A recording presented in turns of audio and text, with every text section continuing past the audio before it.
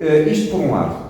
Mas por outro lado, ao nível da oferta, ao nível da classe política, qual é a consequência disto? A consequência é que se sentem menos pressionados a investir na qualidade do processo, na qualidade das instituições, na capacitação das instituições democráticas. E, portanto, vivem e governam para o imediato. O imediato o que é? O imediato é a pressão que os cidadãos fazem para que resolvam problemas isto e aquilo, e que providenciem bens e serviços que muitas vezes até nem têm direito, mas que também, em alguns casos, é verdade que necessitam e que são importantes.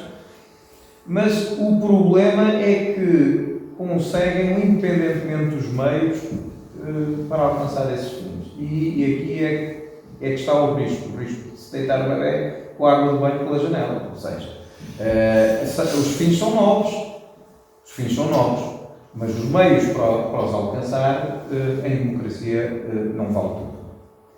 E, deste ponto de vista, quando estamos numa situação em que os níveis de confiança institucional são extremamente baixos, resta apenas a confiança nos resultados. E, portanto, vivemos uma política toda ela virada para os resultados e a borrifar-se nos processos. Qual é a diferença? Bom, a diferença, digo já, é entre democracias de qualidade e democracias de fraca qualidade. Todas as democracias podem passar por momentos turbulentos, por crises. Todos eles passaram pela crise da dívida soberana, da crise financeira, a primeira que tivemos, e depois a crise pandémica também teve um agravamento das condições económicas e sociais. Todos nós, como a Noruega, como a Suécia, passamos por isto. Ora, qual é a diferença entre uma democracia de qualidade e uma democracia com problemas de qualidade? Eu não digo de fraca qualidade ou má qualidade, mas claramente com problemas de qualidade. Está na capacidade das instituições darem resposta à adversidade. Ou seja, quando não cuidamos de criar este colchão institucional que permite que não se coloque tudo em causa quando se entra em crise. E o nosso problema continua a ser, infelizmente, que se coloca tudo em causa quando entramos em crise. Se vocês forem ver os resultados, por acaso não trouxe isto, fazer um PowerPoint para se ver, vê-se graficamente, é muito claro, com a crise da dívida soberana, a confiança no Governo, no Parlamento, a dos partidos não, porque essa tem sido sistematicamente baixa e já falaremos sobre isso. Mas no Governo e no Parlamento caiu a pique. E depois sobe repentinamente. Ou seja, isto é uma clara evidência que não está associada ao processo. Os processos são lentos. Está associado aos resultados. A economia teve um solavanco positivo a partir de 2014, quando começou a ver sinais, estávamos a sair do resgate financeiro, entretanto vêm as eleições, cria alguma expectativa também no futuro, os agentes económicos e confiança volta a disparar para cima, mas sempre aquela insegurança, ou seja, o que nós queremos ver no tempo são flutuações mínimas, não é quebras vertiginosas e depois subidas repentinas, porque isso significa que andamos ao sabor dos resultados e quando eles não são bons, coloca-se tudo em causa. Portanto, nós não estamos a dissertar sobre um produto acabado, não estamos a dissertar sobre um processo. A democracia é um processo que se vai definindo, moldando no tempo e que depende muito do maior ou menor grau de exigência que os cidadãos têm sobre a sua democracia. E aqui a cidadania ativa é extremamente importante, porque gera uma procura por uma democracia de qualidade. E qual é a finalidade, enfim, da democracia? A finalidade da democracia, enfim, até digamos, a bem dizer de qualquer governo, mesmo até em termos não democráticos, a finalidade é que as populações, o seu bem-estar esteja bem. Mas há aqui um compromisso maior numa democracia, precisamente, enfim, na nossa então, ainda maior, esses valores estão consagrados até na Constituição. Portanto, esse fim último de elevar a condição humana de forma sustentável é um objetivo que pode ser mais ou menos conseguido, dependendo da existência ou não. Portanto, este equilíbrio entre a oferta e a procura de uma democracia de qualidade.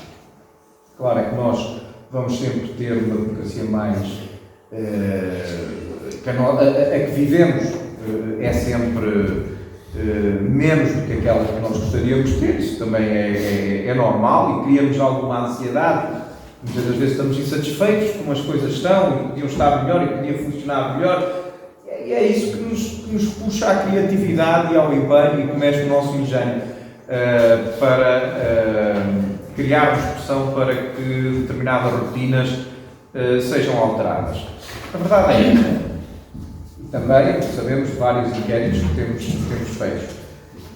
Ninguém quer viver numa democracia de baixa qualidade, fraca qualidade. Podendo viver numa democracia de melhor qualidade, é simples quanto isso. Perguntar, quer ver uma casa melhor ou pior? As pessoas perguntam, quero ver uma casa melhor, quer ter um carro melhor ou pior? É sempre melhor.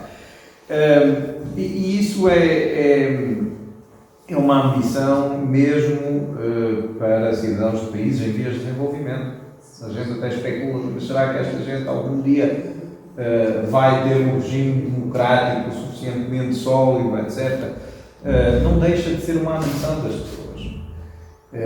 Portanto, uma democracia de qualidade é uma democracia onde existem alternativas de poder e onde existe alternância. Aliás, alguma da literatura sobre consolidação da democracia, não é? A democracia, nós falamos de transição para a democracia, quando se passa de um regime autoritário, no nosso caso, para o regime democrático, há um período de transição e depois há um período de consolidação em que, digamos que as regras do jogo já estão suficientemente difusas, de modo a não criar aquele receio do recuo, voltar para trás.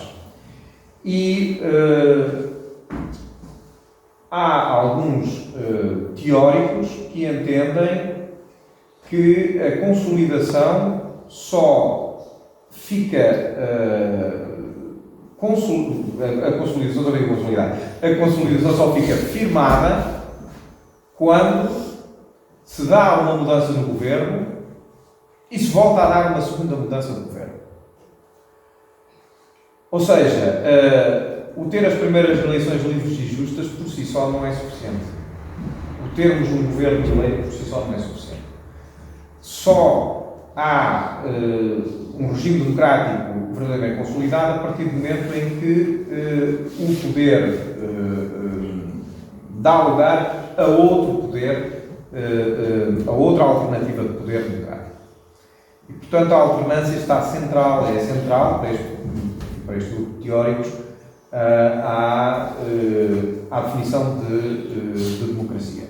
Portanto, dizia eu que uma democracia de qualidade é uma democracia onde existem alternativas de poder, onde existe alternância, onde existe participação, onde existe transparência e integridade no exercício de funções, onde existe, mais do que responsabilidade, também responsividade. Nós podemos, muitas das vezes, criar políticas públicas e criar bens e serviços que não respondem às necessidades das pessoas.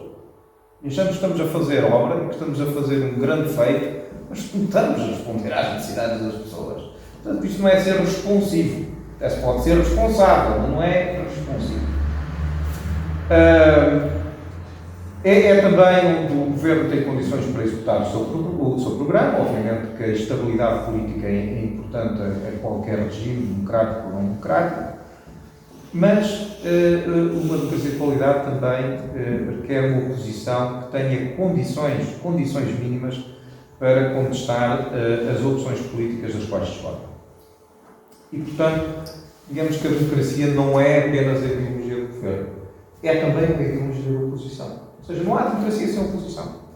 É simples quanto isso. A democracia não funciona só com o governo.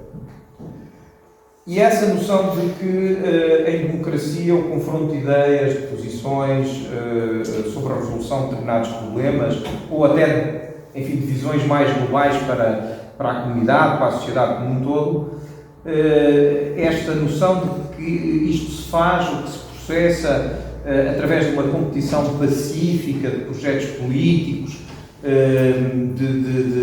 em que a oposição tem completa legitimidade, contestar eleitoralmente o poder instituído, isto por vezes não se processa de forma natural e tão cordial como se esperaria.